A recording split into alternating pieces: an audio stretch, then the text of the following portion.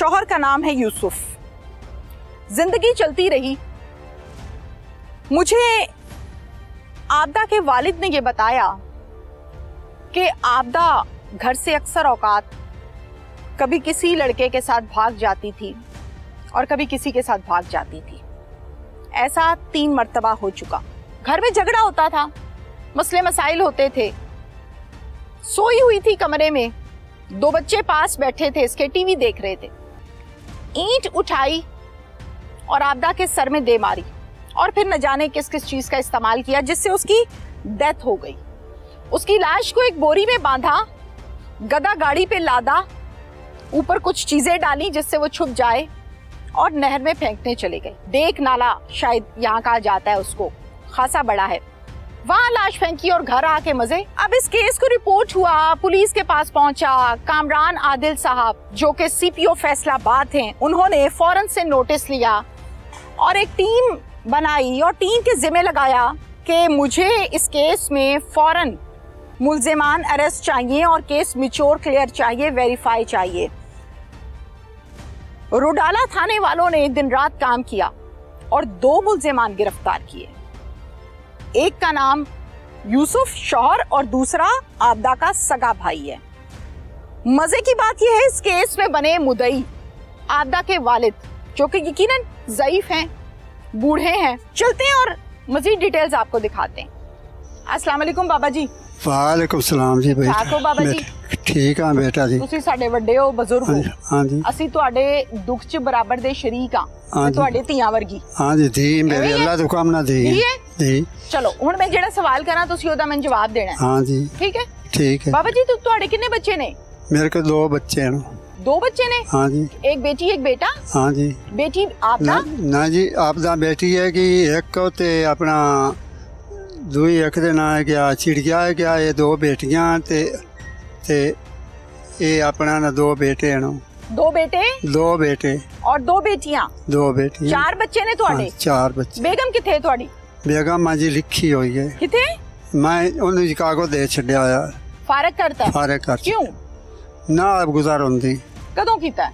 वो तो बड़ा साहब को से झलियां निक्के निक्के बच्चे आन गए डेढ़ ते मैं तो निक्के निक्के बच्चे ਤੁਸੀਂ ਕੱਲੇ ਪਾਲੇ ਨੇ? आप पाले अल्लाह पाले। ਅੱਲਾ ਪਾਲੇ ਨੇ, ਬੜੀ ਵੱਡੀ ਗੱਲ ਹੈ। ਮੈਨੂੰ ਇਹ ਦੱਸੋ ਤੁਹਾਡੀ ਬੇਟੀ ਦੇ ਕਾਤਿਲ ਕੌਣ ਨੇ? मेरी बेटी का कातिल जड़ा ना मेरा जवाई है क्या यूसुफ। यूसुफ। अच्छा हो।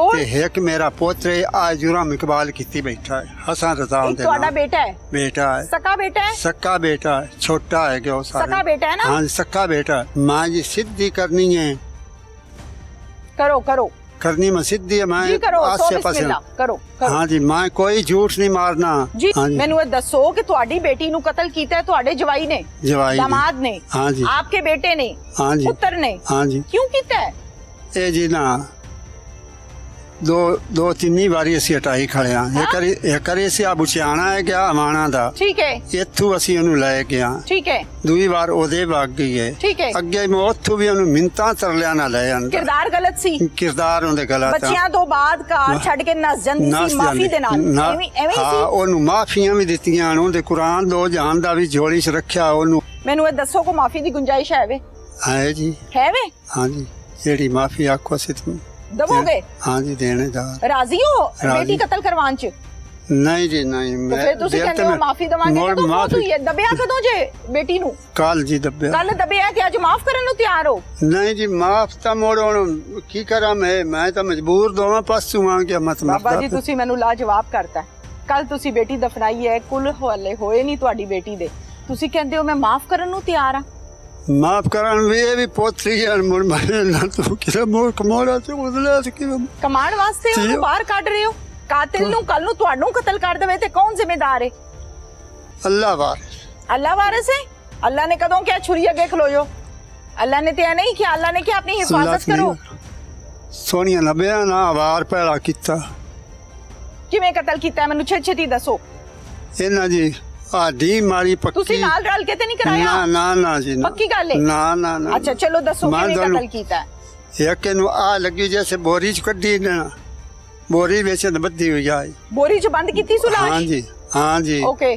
ते आए ओनु इट लगी हुई आए। इट मारी है? इट मारी ने पक्की। अच्छा ਆਨਾ ਵੀ ਉਹਦਾ ਫਿਸ ਗਿਆ ਆ ਠੀਕ ਹੈ ਤੇ ਉਸ ਤੋਂ ਬਾਅਦ ਇੱਕ ਸ਼ੇਰੇ ਲੱਗੀ ਹੋਈ ਹੈ ਦੂਸਰਾ ਨਾ ਦੂਏ ਬਦਨ ਤੇ ਕੋਈ ਤਕਲੀਫ ਨਹੀਂ। अच्छा होर इट मारी है कई मारी है ना, बोरी एक- छपाई है एक- बोरी उत्तो सीती है सूती सुती सी- किन्ने ਛੁੱਟੀ ਇਹਨਾਂ ਗਿਆ ਇਹ ਨਹੀਂ ਦੋਵੇਂ ਹੀ ਛੁੱਟੀ ਹੋਈ। ਤੁਹਾਡੇ ਪੁੱਤਰ ਨੇ ਤੇ ਉਹਦੇ ਸ਼ੌਹਰ ਨੇ ਹਾਂ ਜੀ ਉਸ ਟਾਈਮ ਤੁਹਾਨੂੰ ਪਤਾ ਸੀ ਕਿ ਇਹ ਮੇਰੀ ਕੀ ਹੋ ਰਿਹਾ ਅੰਦਰ ਦੇ ਮੈਂ ਖਾਤੇ 'ਚ? ਤਾਂ ਵਿੱਚੋਂ ਇਹ ਕਿੱਲੇ ਦਾ ਫੈਸਲਾ ਸਾਡੇ ਨਹੀਂ ਸਾਡੇ ਪਤਾ? ਘਰ ਨਹੀਂ ਕੋਈ ਅੱਛਾ ਪਤਾ ਫਿਰ ਨਹੀਂ। ਕਿਵੇਂ ਪਤਾ ਚੱਲਿਆ ਸਾਰੀ ਗੱਲ ਦਾ ਪਤਾ ਲੱਗਾ ਕਿ ਤੰਮੀ ਦੇ ਪਤਾ ਲੱਗਾ ਕੀ ਸਮਝ ਨਹੀਂ ਆਈ ਸੁਬਹ ਹਾਂ ਸਵੇਰ ਕੇ ਟਾਈਮ ਪਤਾ ਲੱਗਾ ਸੁਬਹ ਮੁਦਈ ਤੁਸੀਂ ਹੋ ਹਾਂ ਜੀ ਤੁਸੀਂ ਮੁਦਈ ਹੋ ਮੁਦਈ ਦਾ ਹਾਂ। ਪਤਾ ਨਾ ਕੀ ਹੁੰਦਾ ਹੈ ਹਾਂ ਜੀ ਪਤਾ ਹੈ ਕਿ ਨਹੀਂ ਪਤਾ ਹੈ ਜੀ ਪਤਾ ਹੈ ਹਾਂ ਤੁਹਾਨੂੰ ਜੀ, ਪੁੱਤਰ ਤੁਹਾਡਾ ਅੰਦਰ ਹੈ ਹਾਂ ਜੀ ਪਤਾ ਨਹੀਂ ਜੇਲ੍ਹ ਹੋਣੀ ਹੈ ਪਤਾ ਨਹੀਂ ਸਜ਼ਾ ਕਿੰਨੀ ਹੋਣੀ ਹੈ 10 ਸਾਲ 20 ਸਾਲ ਜਾਂ ਨਹੀਂ ਹਾਂ ਜੀ ਰਾਈਟ ਹਾਂ ਜੀ